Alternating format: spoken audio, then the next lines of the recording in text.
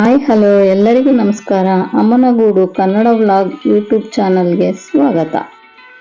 ಈಗ ನಾನು ವೆಜ್ ಸಾಂಬಾರ್ ಮಾಡ್ತಾ ಇದ್ದೀನಿ. ಇದು ಒಂದು ಡಿಫ್ರೆಂಟ್ ರೆಸಿಪಿ. ಈ ಸಾಂಬಾರ್ ದೋಸೆ, ಇಡ್ಲಿ, ಚಪಾತಿ, ಅನ್ನ, ಮುದ್ದೆ ಜೊತೆ ತಿನ್ನಕ್ಕೆ ಚೆನ್ನಾಗಿರುತ್ತೆ.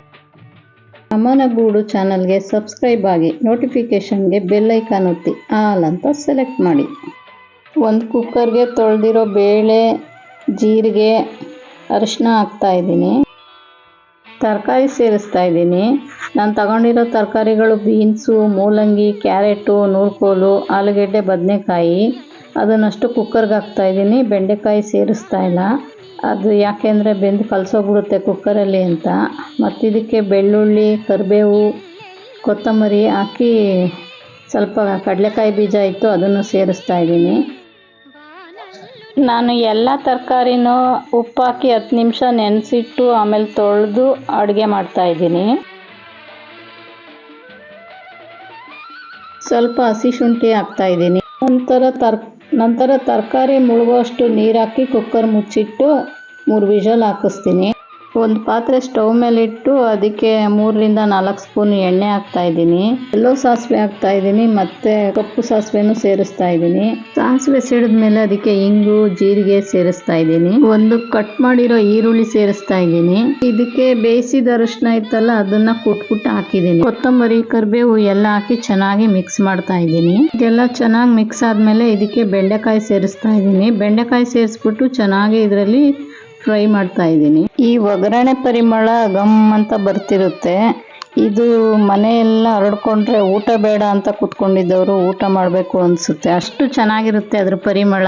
ತರಕಾರಿ ಬೇಯಿಸಿದ ಕುಕ್ಕರ್ ಮುಚ್ಚಳ ತೆಗೆದಿದ್ದೀನಿ. ಒಂಥರ ಫ್ರೈ ಆದ ಬೆಂಡೆಕಾಯಿಗೆ 4 ಟೊಮೆಟೊ ಸೇರಿಸ್ಕೊಂಡಿದ್ದೀನಿ. ಇದಕ್ಕೆ ರುಚಿಯಾಗಿ ಬೇಕಾದಷ್ಟು ಉಪ್ಪು ಸೇರಿಸ್ತಾ ಇದ್ದೀನಿ. ನಂತರ ಬೆಂದ ಟೊಮೆಟೊ, ಬೆಂಡೆಕಾಯಿಗೆ ಸಾಂಬಾರು ಪೌಡ್ರ್ ಸೇರಿಸ್ತಾ ಇದ್ದೀನಿ. 2 ಟೇಬಲ್ ಸ್ಪೂನು ಸಾಂಬಾರು ಪುಡಿ ಹಾಕಿ ಮುಚ್ಚಿಟ್ಟಿದ್ದೀನಿ, ಅದನ್ನು ಸ್ವಲ್ಪ ಹಸಿ ವಾಸನೆ ಹೋಗಿ ಬೇಯಲಿ ಅಂತ. ಎಲ್ಲ ಬೆಂದು ಈ ಥರ ಆಗಿದೆ ನೋಡಿ. ಇದು ಒಳ್ಳೆ ಕಲರ್ ಬಂದಿದೆ ಚೆನ್ನಾಗಿ. ಇದಕ್ಕೆ ಕುಕ್ಕರಲ್ಲಿ ಬೇಯಿಸಿದ್ನಲ್ಲ ಆ ತರಕಾರಿನೆಲ್ಲ ಸೇರಿಸ್ತಾ ಇದ್ದೀನಿ.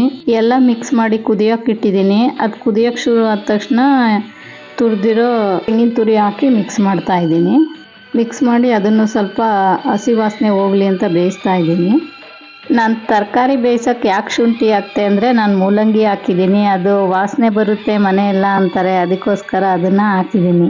ಇಲ್ಲಿ ನೀವು ನಿಮಗೆ ಬೇಕಾಗಿದ್ದ ತರಕಾರಿ ಹಾಕ್ಕೊಂಡು ಬೇಯಿಸ್ಕೋಬೋದು. ನುಗ್ಗೆಕಾಯಿ, ಪಡವಲಕಾಯಿ, ಸೋರೆಕಾಯಿ, ಹೀರೆಕಾಯಿ, ಈ ಥರದ್ದು ನಿಮ್ಗೆ ಯಾವುದು ಇಷ್ಟನೋ ಆ ತರಕಾರಿನೂ ಸೇರಿಸ್ಕೊಂಡು ಬೇಯಿಸ್ಕೋಬೋದು.